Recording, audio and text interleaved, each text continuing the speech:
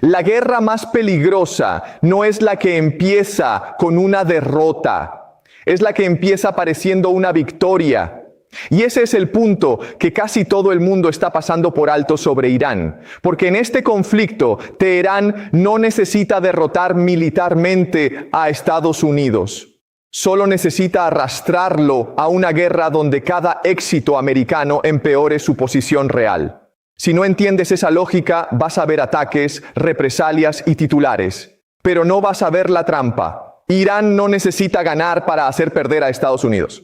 Esa es la tesis incómoda. Y cuanto antes la entendamos, antes veremos que esto no se trata solo de misiles, bases o superioridad aérea. Se trata de teoría de juegos, se trata de incentivos, se trata de quién define el campo de batalla verdadero. Porque en las guerras entre grandes potencias y actores regionales endurecidos, la pregunta decisiva no siempre es quién puede destruir más. La pregunta real es quién puede convertir el conflicto en una estructura de costos insoportable para el otro.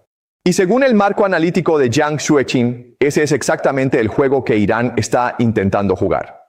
La mayoría de la gente sigue pensando en la guerra con una lógica demasiado simple. Un lado tiene más portaaviones, más satélites, más precisión, más alcance. El otro lado tiene menos aviones modernos, menos capacidad convencional y una economía más débil. Con ese mapa mental, el resultado parece obvio. Pero Zhang insiste en algo mucho más profundo. La fuerza bruta importa, sí, pero no decide por sí sola el resultado político. Lo decisivo es si esa fuerza puede traducirse en control, estabilidad y una salida estratégica. Y ahí es donde empiezan los problemas para Washington, porque una superpotencia puede entrar con poder aplastante y aún así terminar atrapada en un juego donde cada escalón adicional le cuesta más que al rival. Aquí está la primera clave. Estados Unidos suele pensar la guerra en términos de dominancia de escalada.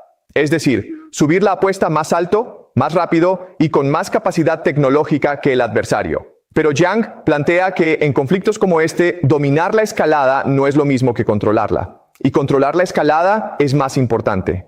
El actor que tiene más flexibilidad, más tolerancia al dolor, más capacidad para cambiar de forma y más opciones de respuesta puede terminar imponiendo el ritmo, aunque sea objetivamente más débil. Esa es la inversión estratégica que hace tan peligroso el caso iraní. Esto importa porque Irán no está jugando para ganar en el sentido clásico. No necesita tomar capitales, no necesita hundir a la marina estadounidense, no necesita destruir la economía de Estados Unidos. Le basta con impedir que Washington convierta su superioridad militar en un resultado político estable. Le basta con sobrevivir, seguir imponiendo costos y demostrar que cualquier intento de someterlo abre un agujero más grande en el sistema regional y global. En teoría de juegos, ese tipo de estrategia cambia toda la partida, porque transforma el objetivo desde la victoria hacia la negación de la victoria ajena. Y negar la victoria puede ser suficiente para producir una derrota histórica. Ahora bien, ¿cómo se construye una estrategia así? Primero, con geografía. Irán no es un objetivo fácil ni compactamente vulnerable. Tiene profundidad territorial, terreno complejo, infraestructura dispersa y una doctrina orientada a la supervivencia del régimen. El informe de la Agencia de Inteligencia de Defensa de Estados Unidos describe con bastante claridad esa lógica. La doctrina iraní está centrada en la disuasión, en la compensación asimétrica de sus debilidades convencionales y en el uso combinado de misiles, capacidad naval irregular, drones, proxies y operaciones no convencionales. Es decir, Irán no intenta parecerse a Estados Unidos, intenta volver inútiles ciertas ventajas estadounidenses. Y ahí aparece la segunda clave, la economía del combate. Zhang subraya que una guerra entre Estados Unidos e Irán sería profundamente asimétrica en costos. Irán puede lanzar ataques relativamente baratos con drones, misiles, minas navales o saturación regional. En cambio, Estados Unidos y sus aliados muchas veces responden con sistemas de defensa extremadamente caros, despliegues logísticos complejos y protección permanente de múltiples nodos vulnerables. El intercambio no es simétrico. Y eso significa que incluso cuando Washington intercepta o responde con éxito, puede estar perdiendo en términos de costo, agotamiento y presión sistémica. A veces, el jugador que parece estar conteniendo la amenaza en realidad está pagando demasiado por contenerla. Pero eso no es ni siquiera la parte más importante. La parte más importante es que Irán puede trasladar la guerra desde el campo militar puro hacia el campo sistémico. Y el centro de ese sistema tiene un nombre: el Estrecho de Hormuz. Este no es un detalle geográfico, es uno de los puntos de estrangulamiento energético más críticos del mundo. El Servicio de Investigación del Congreso de Estados Unidos señala que en 2024 transitaron por Hormuz alrededor de 20 millones de barriles diarios de petróleo y derivados, equivalentes a cerca del 27% del comercio marítimo mundial de petróleo y a aproximadamente el 20% del consumo global de líquidos petroleros. También pasó por esa ruta cerca del 25% de las exportaciones mundiales de gas natural licuado. Cuando una guerra amenaza a Hormuz, no estás viendo solo un conflicto regional, estás viendo una posible crisis energética mundial. Y eso cambia todo. Porque en ese momento Estados Unidos ya no está luchando solo por destruir capacidades iraníes.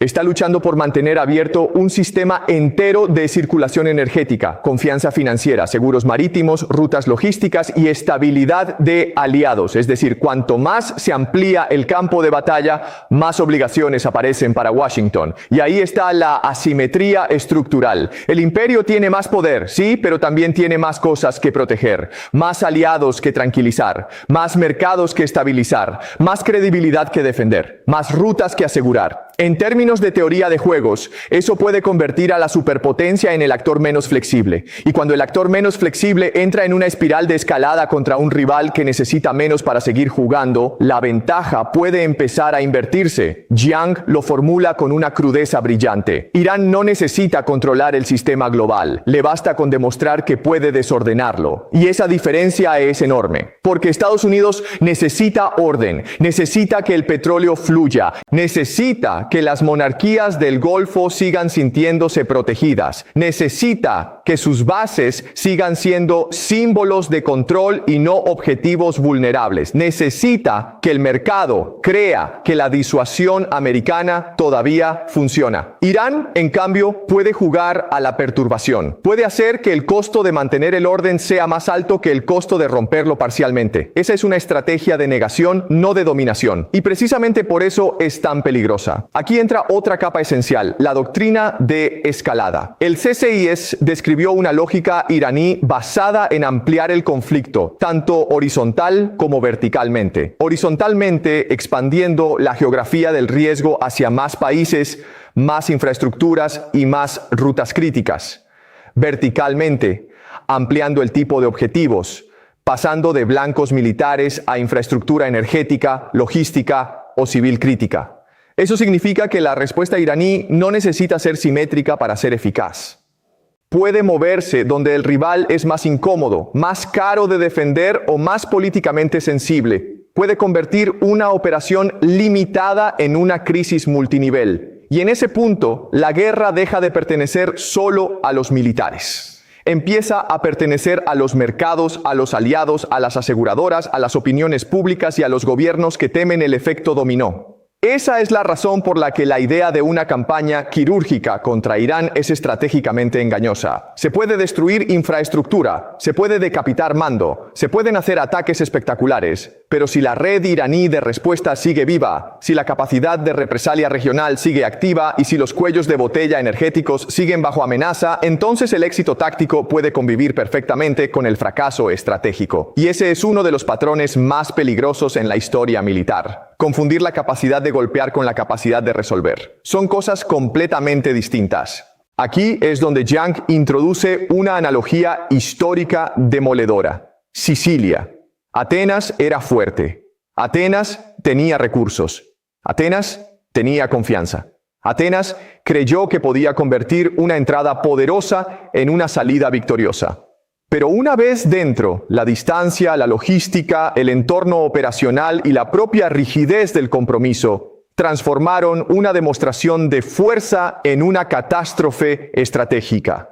La lección no es que Irán sea Sicilia, ni que Estados Unidos sea Atenas de forma literal. La lección es otra. Las grandes potencias suelen sobreestimar su capacidad para controlar el segundo acto de una guerra. Entrar no es ganar, escalar no es controlar, y una vez que el prestigio se convierte en obligación, retirarse empieza a parecer más caro que seguir perdiendo. Ese mecanismo psicológico importa muchísimo, porque las guerras largas no se sostienen solo con armas, se sostienen con narrativas, burocracias, intereses creados y miedo a la humillación.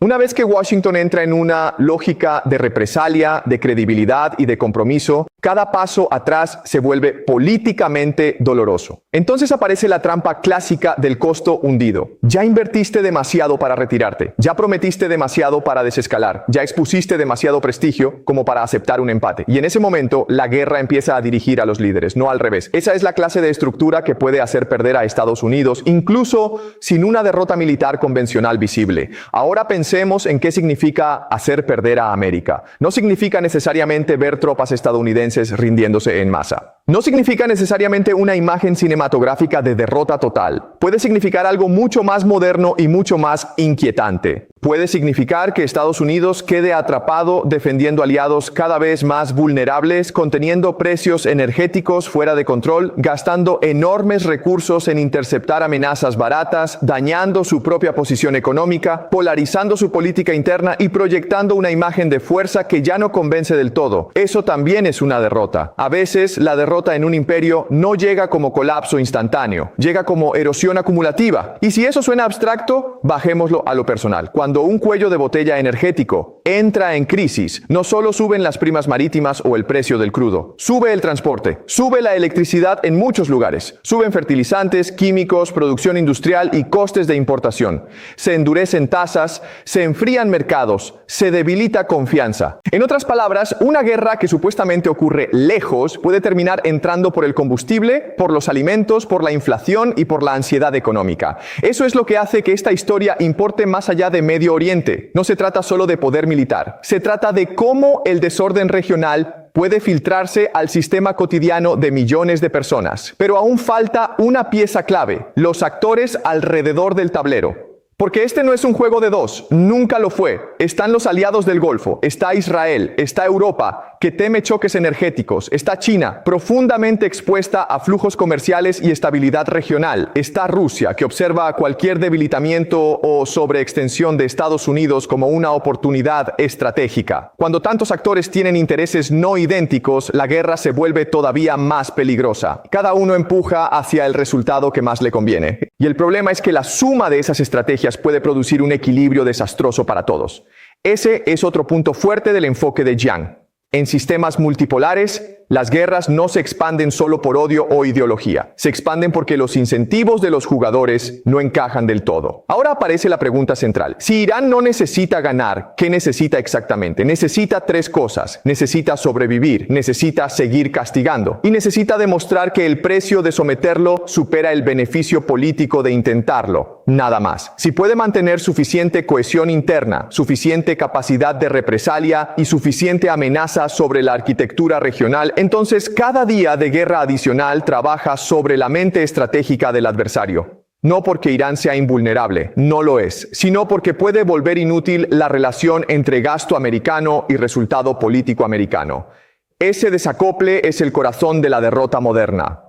Aquí está la frase que resume todo. Irán no necesita conquistar, necesita arrastrar. Arrastrar a Estados Unidos a una guerra donde cada paso necesario para no parecer débil agrande la carga económica, política y estratégica. Arrastrarlo a un escenario donde la escalada se vuelva autojustificada. Arrastrarlo a una guerra donde la superioridad tecnológica no resuelva el problema de legitimidad, resiliencia y coste. Arrastrarlo a una situación donde el mundo vea que el garante del orden puede destruir mucho, pero ordenar cada vez menos. Esa imagen, por sí sola, tendría consecuencias históricas. Source.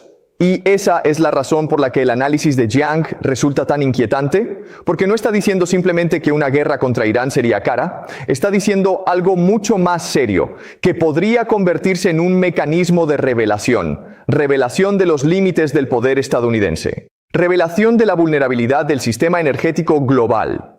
Revelación de que la dominación militar no garantiza control estratégico. Revelación de que en el siglo XXI un actor más débil puede atacar no el cuerpo del imperio, sino su sistema nervioso, su credibilidad, su flexibilidad, su economía y su capacidad de sostener un orden complejo bajo presión. Y si eso ocurre, entonces el verdadero daño no sería solo regional, sería civilizacional en términos estratégicos, porque el mundo entero empezaría a sacar conclusiones. Los aliados concluirían que la protección estadounidense tiene límites más visibles. Los rivales concluirían que la saturación y la disrupción pueden desgastar al actor dominante. Los mercados concluirían que los cuellos de botella pueden volverse armas. Y las sociedades concluirían que la distancia geográfica ya no protege de las consecuencias económicas y políticas de una guerra. Ese tipo de aprendizaje colectivo puede cambiar más la historia que una sola batalla. Por eso, esta historia es mayor que Irán y mayor que Estados Unidos. Lo que está en juego aquí es una pregunta antigua con una forma nueva. ¿Qué pasa cuando un imperio entra en una guerra donde su fuerza más visible no corrige su vulnerabilidad más profunda? ¿Qué pasa cuando el rival entiende que no necesita derrotarte en el campo para derrotar tu estrategia en el tiempo? ¿Qué pasa cuando el objetivo ya no es vencerte, sino demostrar que tus victorias cuestan demasiado? Ese es el tipo de guerra que redefine épocas, porque no destruye solo ciudades o bases, destruye certezas. Y esa, al final, es la lógica más oscura de todas. Tal vez la guerra más peligrosa para Estados Unidos no sea aquella que no puede empezar. Tal vez sea aquella que sí puede empezar, sí puede escalar y sí puede producir victorias tácticas inmediatas, pero no puede cerrar sin abrir una fractura mayor en el sistema que dice defender. Si ese es el caso, entonces Irán no necesita ganar. Solo necesita seguir estando ahí, seguir imponiendo costos y seguir obligando a Washington a responder a una pregunta cada vez más incómoda. ¿Cuánto poder hace falta para probar que todavía tienes poder? A veces una superpotencia no pierde cuando el enemigo la destruye, pierde cuando descubre que su propia fuerza ya no puede comprar una salida.